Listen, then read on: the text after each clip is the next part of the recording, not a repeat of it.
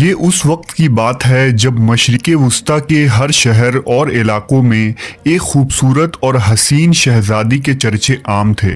لوگ ہر بات میں اس کی حسن کی مثال دیا کرتے اور ہر شخص کی یہ خواہش تھی کہ موت سے قبل ایک مرتبہ اس حسینہ کی ایک جھلک دیکھنے کو مل جائے۔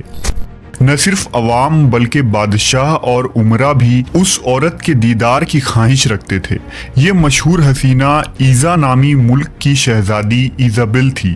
یہ وہ دور تھا جب حضرت سلیمان علیہ السلام کی وفات ہوئے کئی سال گزر چکے تھے اور بنی اسرائیل کی عظیم سلطنت دو حصوں میں بٹ گئی تھی۔ شمالی علاقے میں اسرائیل اور جنوب میں یہودیہ نام کی دو ریاستیں بن گئی تھی۔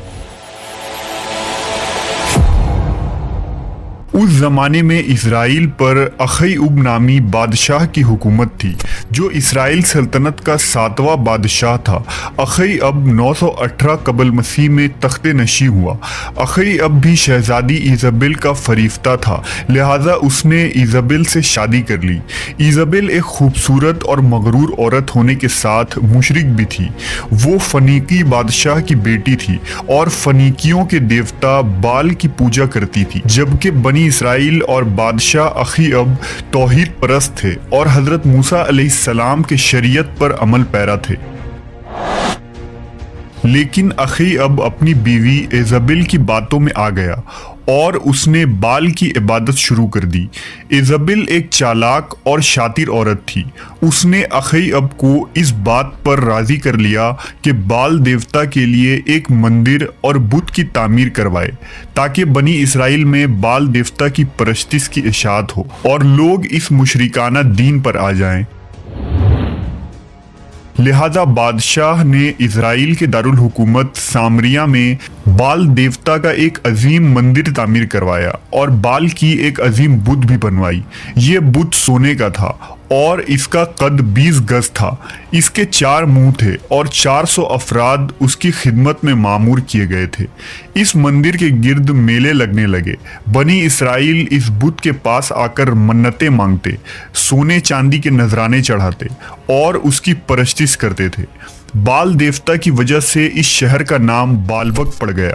لیکن اب بھی بنی اسرائیل میں کچھ لوگ ایسے تھے جو موسیٰ علیہ السلام کے دین پر قائم تھے اور اس باطل دیوتا کی پرستش کو ناپسند کرتے تھے۔ وہ اللہ سے دعا کیا کرتے کہ بنی اسرائیل راہ ہدایت پر آ جائے۔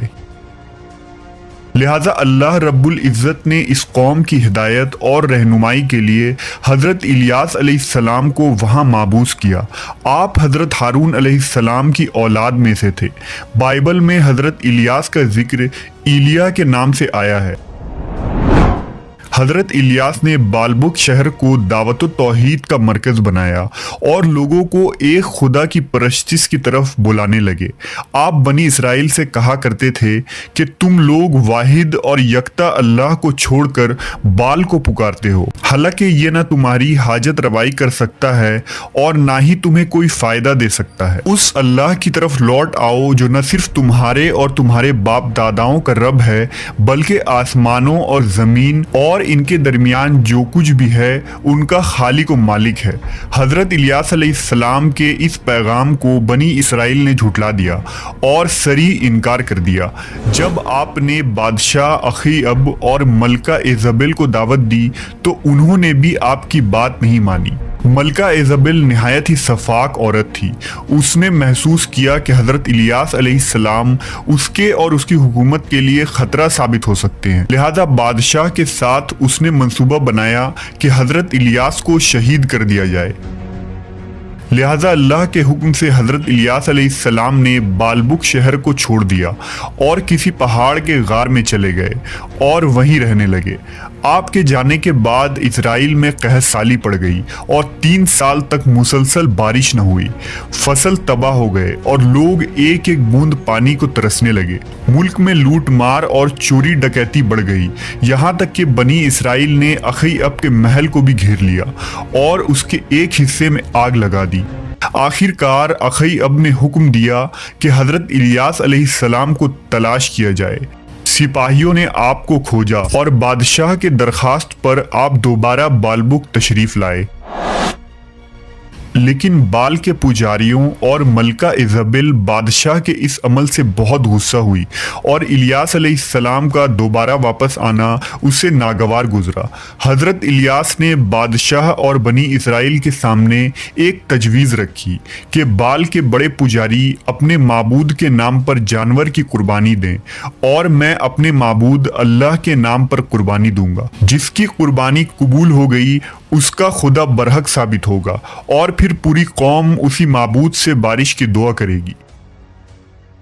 उस दौर में कुर्बानी का ये दस्तूर था कि कुर्बानी के बाद जानवरों को खुले मैदान या पहाड़ की चोटी पर रख दिया जाता और आसमान से एक आग आकर उसे जला देती, जो इस बात का सबूत होता कि ये कुर्बानी कबूल हो गई। लिहाजा अगली सुबह कोह करमल के ऊंची चोटी पर एक तरफ हजरत इलियास अलैहिस्सलाम खड़े थे और दूसरी तरफ बाल के पुजारी मौजूद थे। दोनों फरीक ने कुर्बानी की और जानवरों को ऊंची जगह पर रख दिया। पुजारियों की कुर्बानी वैसी ही रखी रही, जबकि आसमान से एक गैबी आग नमूदार हुई और उस आग ने हजरत इलियास अलैहिस्सलाम के कुर्बानी को जला दिया।